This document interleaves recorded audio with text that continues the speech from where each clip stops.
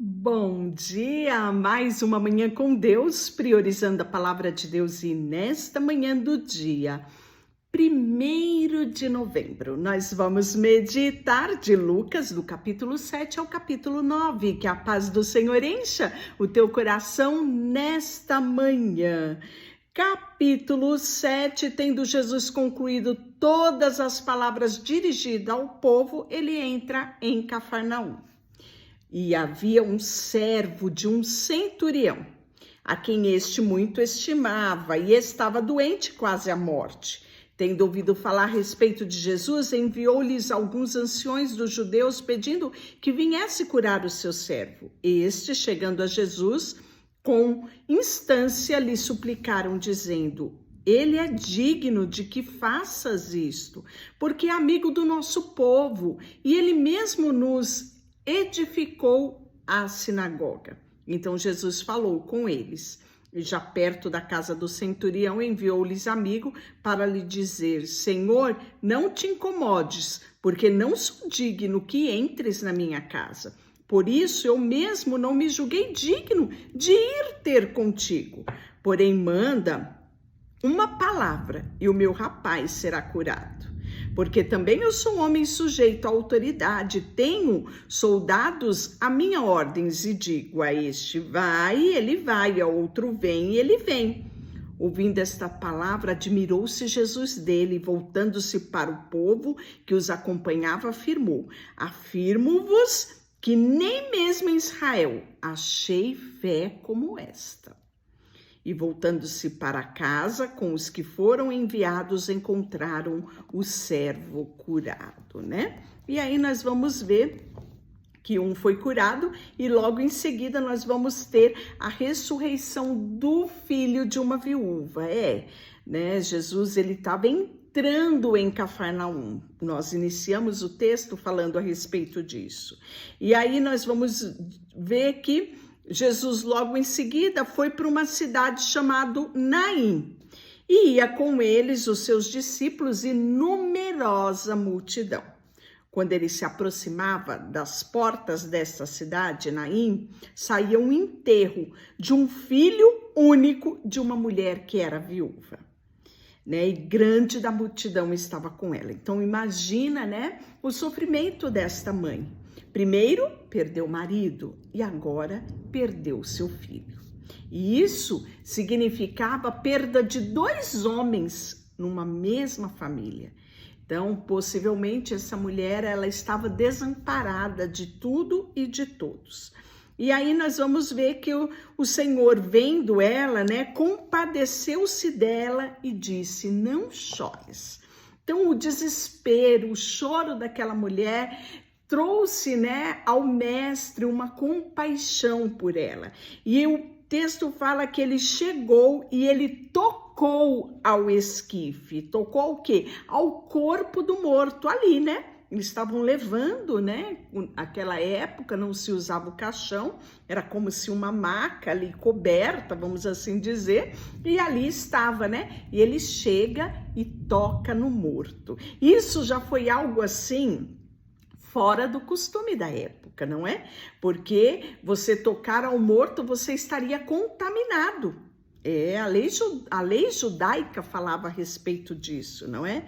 E ele tocou ao esquife e, parando os que o conduzia, disse: jovem, eu te ordeno, levanta-te. E sentou-se o que estivera morto e passou a falar. E Jesus lhe restituiu a sua mãe.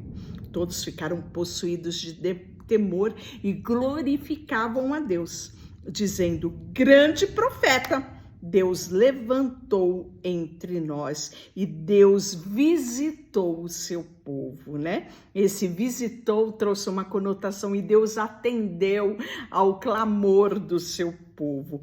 É maravilhoso, né? A gente vê aqui algumas expressões de Jesus para com a mulher: não chores, o tocar ao esquife, mostrando, né, a compaixão de Jesus. Quando você se compadece de algo, você faz algo para que aquela situação seja mudada. Jesus fez isso com relação ao filho da viúva de Naim.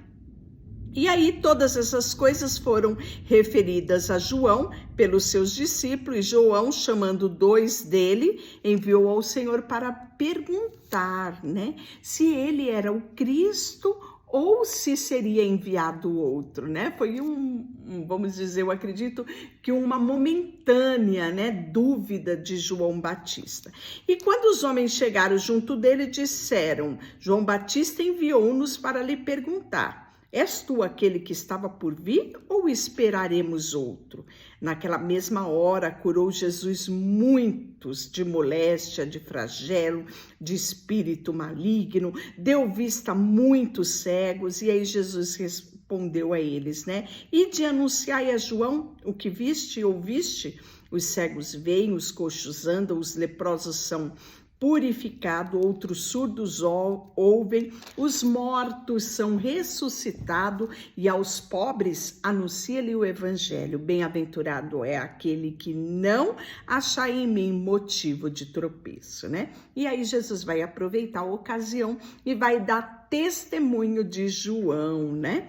Que coisa maravilhosa. E nós vamos ver que todo o povo ouviu, até publicanos reconhecer a justiça que de Deus, tendo sido batizado eles também, né, por João Batista. Mas os fariseus, intérpretes da lei, rejeitavam isso, né? Rejeitavam esses desígnios, né, de Deus, não tendo sido batizado por ele, né? Ou seja, rejeitavam a pregação de João Batista. E aí nós vamos ver que Jesus fala que compararei eu os homens da presente geração ao que eles são semelhantes. São semelhantes a meninos que, sentados na praça, gritam um para os outros: nós vos tocamos flauta e não dançastes, entoamos lamentações e não choraste, pois veio João Batista, não comendo pão, não bebendo vinho, e dizeis: tem demônio? Veio o Filho do Homem, comendo e bebendo, e dizeis: um glutão e beberrão de vinho, amigo de publicanos e pecadores, mas a sabedoria é justificada a todos os seus filhos, né? E aí nós vamos ver logo em seguida a pecadora que ungiu os pés de Jesus. Já falamos também a respeito dela, né? Na verdade, aqui Lucas fala que ele foi convidado, Jesus foi convidado por um fariseu para jantar na casa dele. E aí, chegando lá, uma mulher pecadora, né, sabendo que ele estava à mesa da casa do fariseu, levou um vaso de alabastro com unguento e, estando por trás dos seus pés, né, chorando, regava-lhe os seus pés com as suas lágrimas e enxugava com os próprios cabelos, né? E os fariseus que convidaram Jesus ficaram assim incomodados com aquela situação, né? Se este fora profeta, né? Eles pensavam consigo mesmo: bem saberia que esta mulher é uma mulher pecadora. E aí Jesus vai se dirigir aos fariseus, né? Dizendo: Simão, uma coisa tenho a dizer-te. E ele respondeu: dizes, mestre, como se o mestre não soubesse o que ele estava pensando. E ele fala sobre uma parábola de certo credor que tinha 2 devedores. Um devia 500 e o outro 50. Não tendo nenhum dos 2 com que pagar, perdoou a ambos. E aí Jesus pergunta: qual amará mais? E aí ele respondeu: suponho que aquele a quem mais perdoou. Replicou-lhe: julgaste bem. E voltando-se para a mulher, disse a Simão: vês esta mulher? Entrei na tua casa e não me deste água para os pés. Isso era costume, era boas-vindas, era para dizer para o convidado: que bom que você veio, eu tenho imenso prazer em te receber aqui, né? Então você lavava os pés daquele convidado, né? Ou se o anfitrião não o fizesse, um convidado, empregado, um servo dele era indicado para fazer isso, né? E aí ele fala: entrei na tua casa, não me destes nem água para os pés.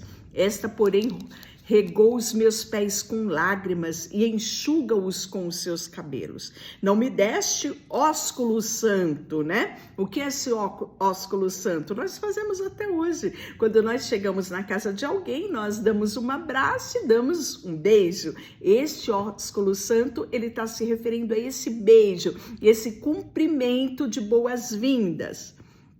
E aí ele diz... esta, por exemplo, desde que entreis, não cessa de beijar os meus pés. Não me ungiste a cabeça com óleo. Também era outro costume da época, fazia parte desse boas-vindas, né? Mas essa, com bálsamo, ungiu os meus pés. Por isso te digo, perdoados são os seus muitos pecados, porque ela muito amou. Mas aquele a quem pouco se perdoa, pouco ama, né? E aí nós podemos ver que Jesus vai despedir esta mulher, né? Perdoando os pecados dela, restaurando ela, né? Na sua dignidade. E aí Jesus diz a ela: a tua fé te salvou, vai-te em paz, né? Numa outra versão fala, esta filha de Abraão. Então restaura a identidade também dela. E aí nós vamos ver que muitas mulheres assistiam Jesus. E Lucas vai lembrar disso aqui no capítulo 8. Há mulheres que haviam sido curadas, mulheres que estavam livres de espíritos malignos, de enfermidade. Ele cita Maria, chamada Madalena, a qual saíra 7 demônios. Joana, que era mulher de Cusa era um procurador de Herodes, né? Então, não era só pessoas simples, havia também famosos que acompanhavam Jesus, né? Susana e muitas outras prestavam assistência ao mestre, até mesmo com os seus bens, né? Elas estavam sempre por ali, por perto, né? Fazendo com que nada financeiramente faltasse ao mestre. E ela é citada por Lucas. Nós vamos ver a parábola do semeador, que eu também já falei em Mateus e em Marcos. E agora Lucas também traz esta parábola, e em Lucas também vai falar a explicação da parábola que Jesus dá aos seus discípulos, porque quando ele está sós com os discípulos o interroga, dizendo: que parábola é essa, né? E aí ele vai explicar essa parábola. E logo em seguida, como ele também fez, né, na descrição dos outros evangelhos, ele vai falar da parábola da candeia, que não se acende uma candeia, né, um candeeiro, e coloca e cobre com um vaso, ou põe debaixo da cama. Ao invés disso, é colocado ela em lugar de destaque para que ela traga luminosidade a todo o ambiente, né? E aí Jesus fala que nada será oculto sem que seja manifesto, nem aquilo que está escondido que não venha a ser conhecido e revelado. E aí a família de Jesus vai visitá-lo, né? E Jesus aproveita para dizer que a mãe dele e os irmãos dele eram aqueles que ouviam a palavra e a praticavam. O segredo não é ouvir, o segredo é praticar. Da mesma forma, quer ser abençoado? Não basta você apenas ler a Bíblia ou ouvir a Bíblia. Torne ela sua regra de fé. Torne ela parâmetro para a sua vida, e você vai usufruir das bênçãos, né, que Deus separou para nós, as bênçãos que Jesus conquistou na cruz para mim e para você. E aí, Jesus vai acalmar a tempestade, vamos ter a cura do endemoniado de Gerazeno, que nós também já vimos, né? Eles vão rejeitar a Jesus por causa daquela manada de porcos, né? Que os demônios entraram e eles se precipitaram. Pois é. E aí nós vamos ver que eles vão rogar para que Jesus se retirasse deles, né? Olha que triste isso, né? Então aí Jesus vai dizer que maior vai haver juízo sobre aqueles que o rejeitaram do que até mesmo cidades como Sodoma, Gomorra, né? Ele já havia falado sobre isso. Nós vamos ter a cura da filha de Jairo. Nesse interim, nós vamos ter a mulher do fluxo de sangue. E eu amo essa história que ela é repetida novamente por Lucas. Sabe por quê? Porque essa mulher, ela tinha uma fé extraordinária. Essa mulher, mesmo desgastada por 12 anos, tendo uma hemorragia, ela vai até Jesus. Ela não mede esforços. E ela diz mais: se eu apenas tocar na orla dos seus vestidos, eu serei curada. Que fé extraordinária, não é? Ela é exemplo para mim e para você. Quantas vezes, né, temos dificuldades nas nossas vidas, recorremos a tudo e a todos. Essa mulher não. O texto fala que ela já tinha, sim, gastado dinheiro com muitos médicos que não tinham dado a ela a solução. Talvez seja essa a sua situação. Talvez você já tenha recorrido a médicos, né? E a tudo aquilo que um dinheiro pode pagar. Mas esta mulher, ela nos dá um exemplo de que nunca podemos perder a esperança quando a nossa esperança está depositada em Jesus. Ele é o Deus do impossível e vale a pena, sim, tocar na orla dos vestes dele, né? E aí nós vamos ver a morte de João Batista. Jesus já vai começar a falar a respeito da morte dele, também aqui no capítulo 9, né? E aí nós vamos ter o momento da transfiguração, né? 8 dias depois de proferir dessas palavras, quais palavras? Que os discípulos deveriam levar a cruz dele, né? Negar a si mesmo e levar a sua cruz. Por que que Jesus falou isso? Porque já estava próximo os dias de Jesus e ele estava já trazendo aos discípulos, né, essa notícia da sua morte, né, preparando eles para esse momento. E aí nós vamos ter o momento da transfiguração, que foi um momento tão especial, né? Que, mais uma vez, Pedro ali toma a iniciativa e quer ficar lá, né? E não eternizar aquele momento da transfiguração, né? E Jesus, depois de toda aquela experiência, fala para ele: não conte isto a ninguém, né? Guarde em segredo. Porque ele ouviu a voz do próprio Deus: este é o meu filho amado, o meu eleito, a ele ouvi. Está no versículo 35 do capítulo 9, né? Então, são coisas extraordinárias que também nós podemos ser abençoados com os detalhes que Lucas nos traz no seu evangelho. Deixa eu orar por você. Senhor, nesta manhã colocamos diante de ti o nosso coração, a nossa vida, tudo que temos e tudo que somos. Em nome de Jesus, amém. Deus te abençoe.